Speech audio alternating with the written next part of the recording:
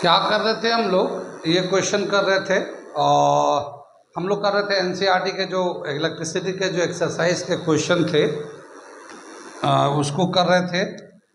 ठीक है, एक्सरसाइज के जो क्वेश्चन है इलेक्ट्रिसिटी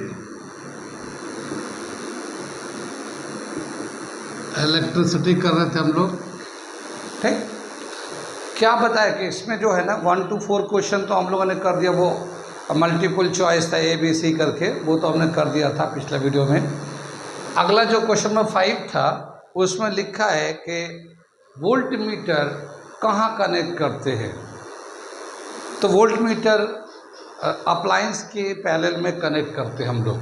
जैसे बल्ब है तो उसके पैरेलल में वोल्ट मीटर कनेक्ट किया जाता है। क्वेश्चन नंबर 5 का वो आंसर हो जाएगा। क्वेश्चन नंबर 6 दे रखा है ये, और ये क्वेश्चन मैं पढ़ के और करके दिखाता हूँ। A copper wire has diameter 0.5 mm and the resistivity of 1.6 10 - 4 ohm meter. What will be the length of the wire to make its resistance 10 ohm? How much does the resistance changes if the diameter is double? क्या मतलब हुआ कि एक wire है, मैं solution करके दिखाता हूँ इसको।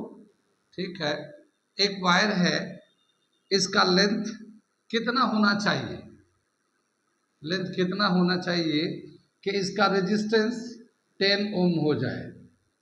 ठीक है, इस वायर का डायमीटर जो दे रखा है, ये डायमीटर 0.5 mm दे रखा है, और इसका जो रेजिस्टिविटी, ये कॉपर वायर है तो इसकी रो की जो वैल्यू दे रखा है रेजिस्टिविटी का 1.6 10⁻⁻⁴ ओम मीटर ये दे रखा।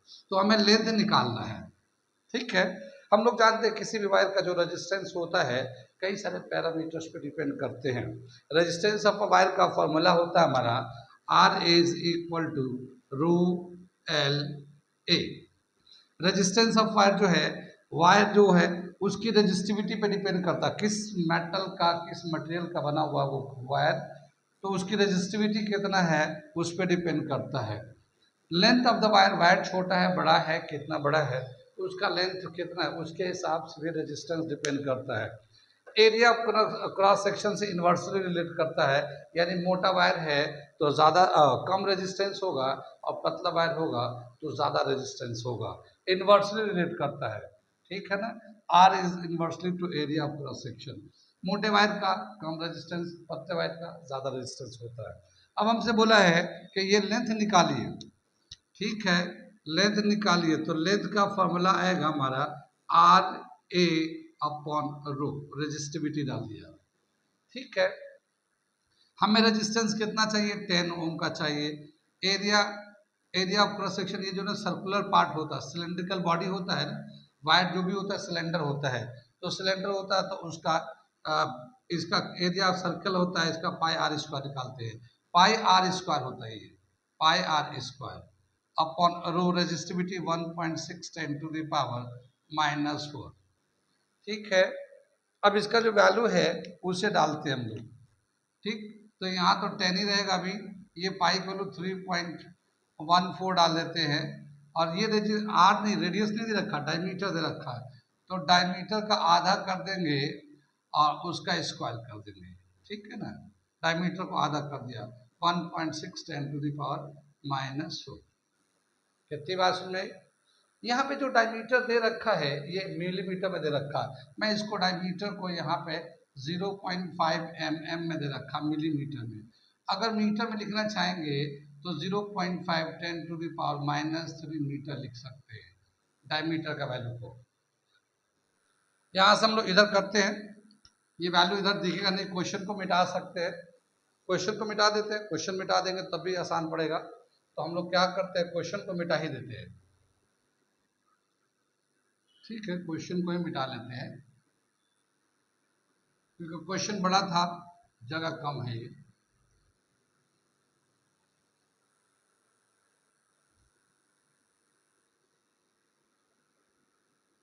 क्या दे रखा है ये, यहां से हम लोग वैल्यू ले लेते हैं, ये एल का वैल्यू दे रखा है, तो एल इज इक्वल टू यहाँ पे इसको 10 है 3.14 और ये पाई का वैल्यू था तो डी का वैल्यू डाल देते हैं 0.5 10 टू द पावर -3 अपॉन 2 का होल स्क्वायर।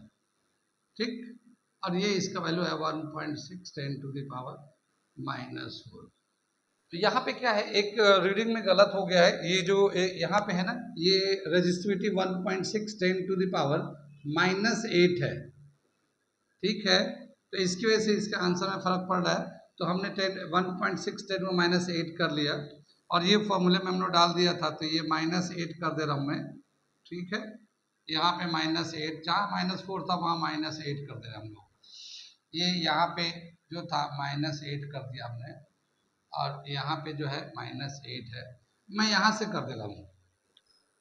तो ये थोड़ा सा एरर थे यहाँ पे, 10 में -8 था जिसकी वजह से ये प्रिंटिंग एरर था हमारा। हम इसके बाद कर लेते हैं, कितना दे रखा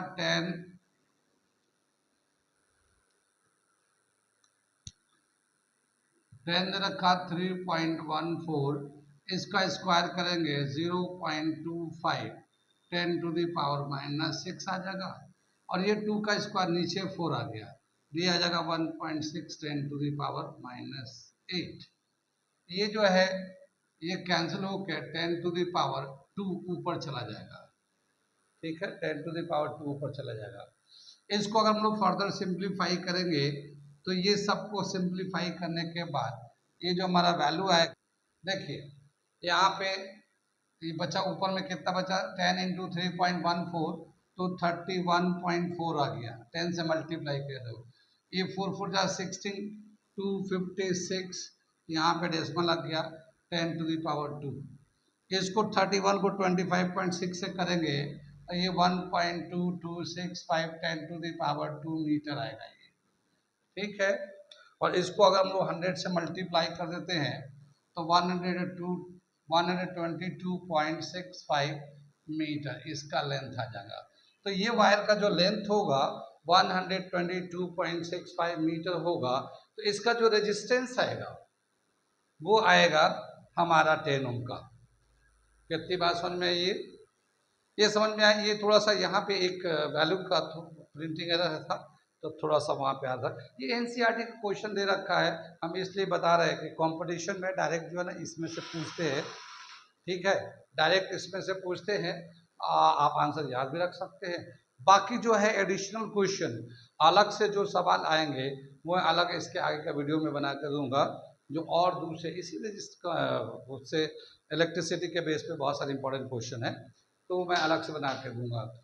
ठीक है, ये समझ में आ गया। अब दूसरा पार्ट जो इसी सवाल में पूछा था कि अगर इस वायर का डायमीटर डबल कर दें, वायर का डायमीटर डबल कर दे तो फिर क्या होगा, रेजिस्टेंस कम होगा ज़्यादा होगा, कितना हो जाएगा। अभी रेजिस्टेंस कितना दे रखा 10 ओम, तो मैं इसको थोड़ा सा मिटाता हूँ इसको और रेजिस्टेंस बताता हूँ कि रेजिस्टेंस अगर डबल करेंगे तो कितना हो जाएगा। ये समझ में आ रही है, मीटर को डबल करेंगे। सेकेंड पार्ट इसमें जो पूछा था when diameter is double, when diameter is double. ठीक है, तो देखो रेजिस्टेंस जो होता है हमारा आर जो है रो एल अपॉन ए है, ये रो एल पाई डी बाई 2 का होल स्क्वायर डायमीटर के टर्म में, क्योंकि क्वेश्चन जो डायमीटर के टर्म में दे रखा है। ठीक है ना, अब क्या बताया कि ये इसको स्क्वायर करेंगे तो रो 4 रो l upon pi D square, ये फॉर्मूला हो जाता है, ये 4 आता है ऊपर चला जाता है। तो रेजिस्टेंस जो है ना डायमीटर के टर्म में 4 रो l upon pi D square आता है डायमीटर के टर्म में, रेडियस के टर्म में होता है तो पाई आर स्क्वायर होता है।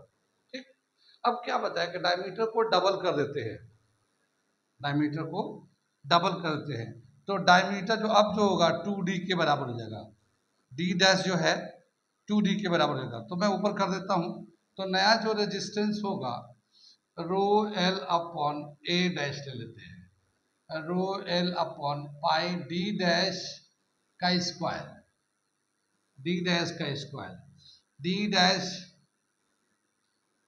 डैश बाई 2 का स्क्वायर, रेडियस हो जाएगा pi r square, d dash by 2 का स्क्वायर। यहाँ पे जो है rho l upon pi d dash square upon 4, ठीक है ना। लेकिन डी डैश की जो वैल्यू है, चलो पहले मैं वैल्यू डाल देता हूँ इसको। यहाँ पे डी डैश की जो वैल्यू है वो 2D 19 के बराबर था, ठीक है ना। डी डैश जो है वो 2D के बराबर है, तो हमने डी डैश का वैल्यू 2D लिख दिया, ठीक। तो ये 2 से 2 कैंसिल हो जाएगा। अब क्या मिलेगा, रो एल पाई डी स्क्वायर। तो अब जो रेजिस्टेंस होगा इतना होगा, आर डैश का वैल्यू होगा। और ये जो था हमारा ये 4 रो एल पाई डी स्क्वायर, ठीक है। कितनी बात समझ में आई। ये हमारा पहले था रेजिस्टेंस। अब नया जो रेजिस्टेंस हुआ, वैसे भी देखो हमारा जो रेजिस्टेंस होगा एरिया से इनवर्सली प्रोपोर्शनल है। एरिया ऑफ वायर का उससे क्या होगा, इनवर्सली प्रोपोर्शनल है। अगर डायमीटर बढ़ेगा तो रेडियस घटेगा, डायमीटर घटेगा तो रेडियस बढ़ेगा। यहाँ डायमीटर डबल हो गया, यानी कि डायमीटर बढ़ गया, तो रेजिस्टेंस क्या हो जाएगा, कम हो जाएगा।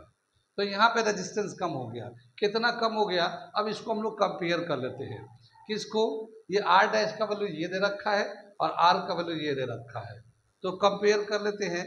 तो क्या करेंगे, दोनों का डिवाइड करके रेशियो निकाल लेते हैं। Now taking ratio of this two, तो आर डैश अपॉन आर, तो आर डैश का वैल्यू क्या है, rho L pi D square, ये तो आर डैश का था। आर का वैल्यू है 4 रो एल पाई डी स्क्वायर, तो ये पूरा पाई डी स्क्वायर सब कैंसिल होगा, 1/4 बचेगा, ठीक है। तो अब जो रेजिस्टेंस इसका आर को यहाँ क्रॉस करेंगे तो आर डैश जो होगा, ये आर डैश 1/4 ऑफ आर हो जाएगा, आर को क्रॉस कर दिया। तो ये अब जो रेजिस्टेंस जो है ना, पहले वाले रेजिस्टेंस का 1/4 हो गया। वैसे भी देखो यहाँ पे डी का स्क्वायर करते हैं, तो जब इसका रेडियस का स्क्वायर होता है तो डायमीटर अगर डबल करेंगे तो जाएगा रेजिस्टेंस घट जाएगा, डबल करेंगे तो उसका स्क्वायर आएगा इस पे, तो 4 टाइम्स घट जाएगा। तो यहाँ पे 4 टाइम्स घट गया। ये हम लोग करके दिखा रहे हैं, ये हम लोग कंसेप्ट से है, ठीक है। कितनी बात समझ में आई, डायमीटर बढ़ा तो रेजिस्टेंस घट गया। कहाँ कहाँ समझ में नहीं आया ये, आगे चले अगला क्वेश्चन करते हैं हम लोग इसके, ठीक। ये अगला क्वेश्चन हम लोग कर रहे हैं, क्वेश्चन नंबर 9। ऐसे बीच में जैसे 6 किया था अभी हमने, 6 के बाद 7 आसान क्वेश्चन टेबल फॉर्म में है, तो वो एंट्रेंस में नहीं पूछ सकता। और 8 वाला जो है ना बहुत ही आसान है, वो आप कर सकते हो। तो जो थोड़ा सवाल कंसेप्चुअल है, जिसमें ट्रिक है, इम्पॉर्टेंट है, वो मैं करा रहा हूँ यहाँ पे। ऐसा नहीं कि सारा क्वेश्चन मैं करा रहा हूँ, जो सिलेक्टेड क्वेश्चन मैंने सेलेक्ट कर लिया कि इसको करा देते, इसे करा देते, उसे करा रहे हम लोग। तो क्वेश्चन नंबर 8 जो है आसान था, आप लोग खुद भी कर सकते हैं। मैं 9 नंबर करा रहा हूँ। क्या दे रखा 9 नंबर में, a battery of 9 volt is connected in series with resistance of resistors of 0.2 ohm, 0.3 ohm, 0.4 ohm, 0.5 ohm and 12 ohm respectively. How much current follow through the 12 ohm resistors? क्या समझ में आया कि एक जो बैटरी है, ठीक है, एक बैटरी को ऐसे 1 2 3 4 5 रजिस्टर से कनेक्ट कर रखा है। अगर मैं फिगर बना के दिखाऊं तो एक बैटरी है, एक register, 2 register, 3 register, 4 register, 5 register, और ये इस तरह से कनेक्ट है। ये स्विच ले लेते हैं हम लोग, ठीक है। ये 0.2 ओम का है, 0.2 ओम का है, ये 0.3 ओम का है, ये 0.4 ओम का है, ये 0.5 ओम का है, ये 12 ओम का है। कितनी बात सुनने, और ये 9 वोल्ट की बैटरी है। अब हमें बताना है कि 12 ओम रजिस्टर से, 12 ओम रजिस्टर से कितना करंट जाएगा, ये बताना है, ठीक। तो जब भी कभी हम लोगों को कंसेप्ट में बताया था, जब भी कभी रजिस्टर सीरीज में कनेक्ट होते हैं तो करंट सेम होता है। तो करंट तो सेम जाएगा सब में, चाहे वह 2.2 ओम का हो, उससे भी करंट वही जाएगा, 0.3 ओम रजिस्टर से भी वही करंट जाएगा जो 12 से जाएगा, 0.4, 0.5 और 12 सबसे एक ही करंट जाएगा। वो कितना होगा, तो वो निकालते हम लोग करंट। कैसे निकालेंगे, पहले इतने सारे रजिस्टर जो है ना सीरीज में कनेक्ट है, तो इनका इक्विवेलेंट रजिस्टर्स निकाल लेते हैं, ठीक है। अगर बहुत सारे रजिस्टर अगर सीरीज में पैरेलल में कनेक्ट होते हैं तो उनका हम लोग इक्विवेलेंट रजिस्टर्स निकालते हैं, और इक्विवेलेंट रजिस्टर्स निकालने के बाद जो रिजल्टेंट आता है फिर उसको पोटेंशियल को डिवाइड करते हैं उससे, और फिर हमें करंट आता है। तो यहाँ पे हम लोग इक्विवेलेंट रेजिस्टेंस निकालते हैं। इक्विवेलेंट रेजिस्टेंस कितना हो जाएगा? Equivalent resistance when connected in series, ठीक है ना, आर इन सीरीज क्या हो जाएगा? ये इनको प्लस कर देते हैं, सबको प्लस कर देते हैं।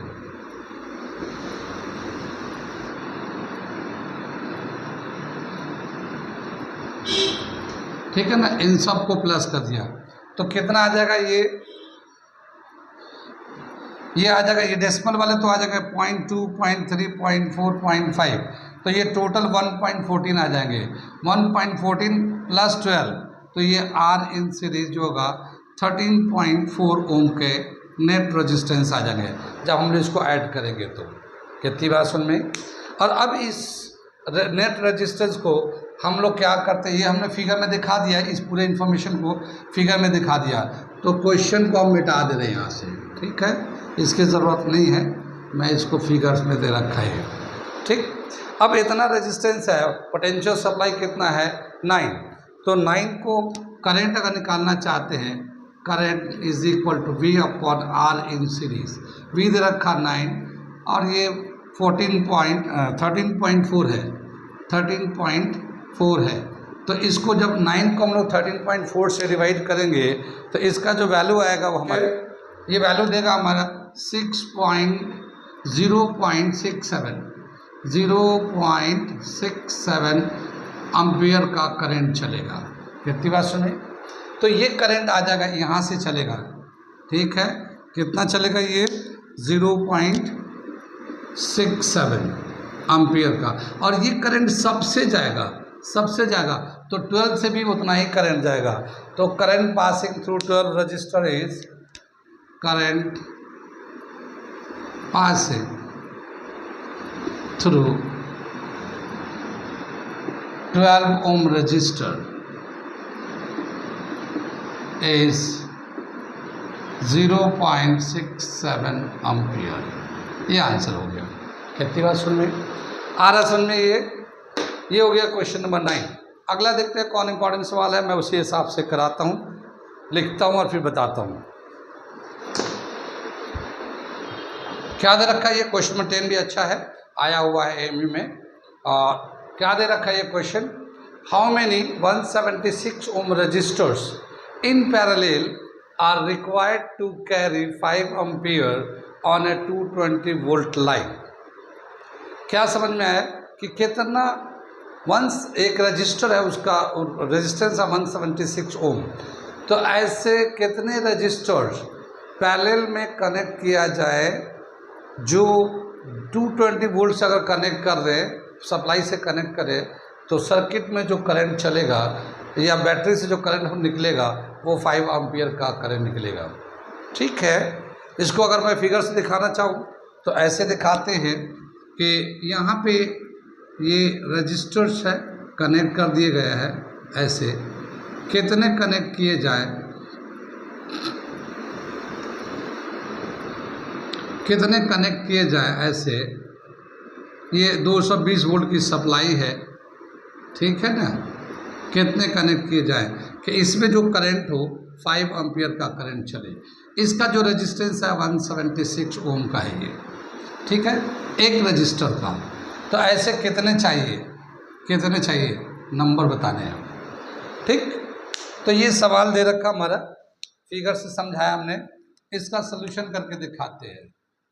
कितनी बात सुनिए, अगर एक जितना भी रेजिस्टेंस हो, इनका इक्विवेलेंट रेजिस्टेंस इतना आना चाहिए कि अगर हम उस इक्विवेलेंट रेजिस्टेंस को 220 से डिवाइड करें, 220 को डिवाइड करें तो करंट आएगा 5 एम्पियर का।